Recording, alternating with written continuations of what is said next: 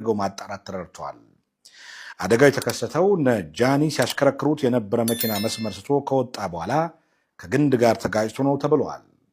ምንም እንኳ አደጋው ከሌላ መኪና ጋር የተፈጠረ ግጭት አለመሆኑ ቢታወቅም አደጋው በተከሰተበት ወቅት ጃኒ ወይም የአዶናይ ወንድም እያሽከረከሩ እንደነበረ ለማወቅ አልተቻለም። በደረሰው የመኪና አደጋ ጃኒና አብሯት የነበረው የአዶናይ ወንድም ቀላል የማይባል አደጋ ደርሶባቸዋል።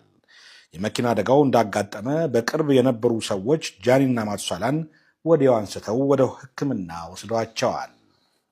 ከአደጋው ቦታ ተነስተው ሆስፒታል ከገቡ በኋላ የመጀመሪያ ደረጃ ሕክምና ተደርጎላቸው የጉዳቱ መጠን ተለይቷል። በተደረገው የመጀመሪያ ደረጃ ሕክምና ቲክቶከሯ ጃኒ ያጋጠማት አደጋ መጠነኛ ሲሆን ወዲያው መንቀሳቀስ መቻሏን ከቅርብ ሰዎች ሰምተናል።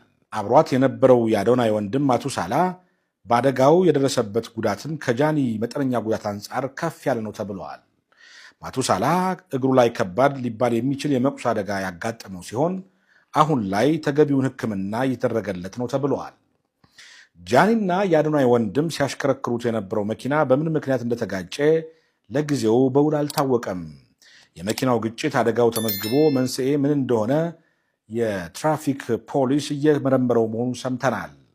ይህንን ዘገባ እስካጠናቀርበት ሰዓት ድረስ በነ ጃኒ በቤተሰብ በኩል የመኪና አደጋው በይፋ አልተገለጸም። ምንም እንኳን አደጋው በይፋ ባይነገርም የሚቀርቧቸውን ሰዎች ጨምሮ ብዙዎች እነ ጃኒ በቶሎ እንዲያገግሙ መልካም ምኞታቸውን እየገለጹ ይገኛሉ። ከጃኒና ከአዶናይ ወንድም በተጨማሪ ሌላ አሳዛኝ የመኪና አደጋ በተወዳጇ ድምፃዊ ማዲቱ ወዳይ ላይም አጋጥመዋል።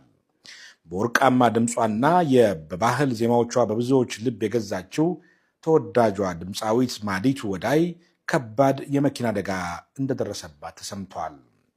ድምፃዊት ማዲቱ በኮምቦልቻ ከተማ ለስራ ቆይታ አድርጋ ወደ ወልዲያ በመመለስ ላይ ያለች ሰኞ ዕለት አደጋው እንደደረሰባት ታውቋል። ማዲቱ በደረሰባት ከባድ የመኪና አደጋ የደረሰባት ጉዳት ከፍተኛ መሆኑን ተከትሎ ለተሻለ ሕክምና ወደ አዲስ አበባ ሪፈር ተብላለች። አደጋው የተከሰተው በልዩ ስሙ ስሪንቃ ተብሎ በሚጠራው አካባቢ ሲሆን በወቅቱ አስከፊ በነበረው በዚህ አደጋ ከድምፃዊቷ በተጨማሪ አሽከርካሪውና አብሯት የነበረ አንድ ሌላ ሰውም ከባድ ጉዳት አስተናግደው በሕክምና ላይ ይገኛሉ። ድምፃዊት ማዲቱ በአካባቢው የመጀመሪያ ደረጃ የሕክምና እርዳታ ከተደረገላት በኋላ የጉዳቱ መጠን ከፍተኛ በመሆኑ ምክንያት ለተሻለና ለላቀ ሕክምና በአስቸኳይ ወደ አዲስ አበባ እንድትመጣ መደረጉ ተረጋግጧል። የማዲቱ ጉዳት የሚያሳስብ በመሆኑ መላው የጥበብ አፍቃሪና የኢትዮጵያ ሕዝብ ከጎኗ እንዲቆም በቅርብ ወዳጆቿ በኩል ጥሪ እየቀረበ ነው። በተለይ በአዲስ አበባ የሚገኙ የኪነ ጥበብ ባለሙያዎች አድናቂዎቿና ወዳጆቿ ሕክምናዋን በቅርብ በመከታተል አስፈላጊውን ሰብአዊ ድጋፍ እና ትብብር እንዲያደርጉላት ጠይቀዋል። ለነጃኒና ማዲቱ የመኪና አደጋ ጉዳት የደረሰባቸው ሁሉ በቶሎ ማገገምን እንመኛለን። እግረ መንገዳችንን አንድ ነገር እንበል። የብዙዎችን ሕይወት እየቀጠፈ ስለሚገኘው የሀገራችን የመኪና አደጋ አሳሳቢነት ለግንዛቤ ያክል የተወሰነ መረጃ እናጋራችሁ። በኢትዮጵያ የመንገድ ትራፊክ አደጋ እጅግ አሳሳቢ ከሆኑ ማህበራዊና ኢኮኖሚያዊ ችግሮች አንዱ ነው። የትራፊክ አደጋ በተለያዩ የኢትዮጵያ አካባቢዎች በየጊዜው መድረሱ የሚሰማው የመኪና አደጋ የበርካቶችን ሕይወት እየቀጠፈ አካል እያጎደለ ንብረትም እያወደመ ነው። በኢትዮጵያ በየቀኑ በአማካኝ 14 ሰዎች በትራፊክ አደጋ ምክንያት ሕይወታቸውን እንደሚያጡና 31 ያህሉ ደግሞ ለከባድ የአካል ጉዳት እንደሚዳረጉ መረጃዎች ያመላክታሉ።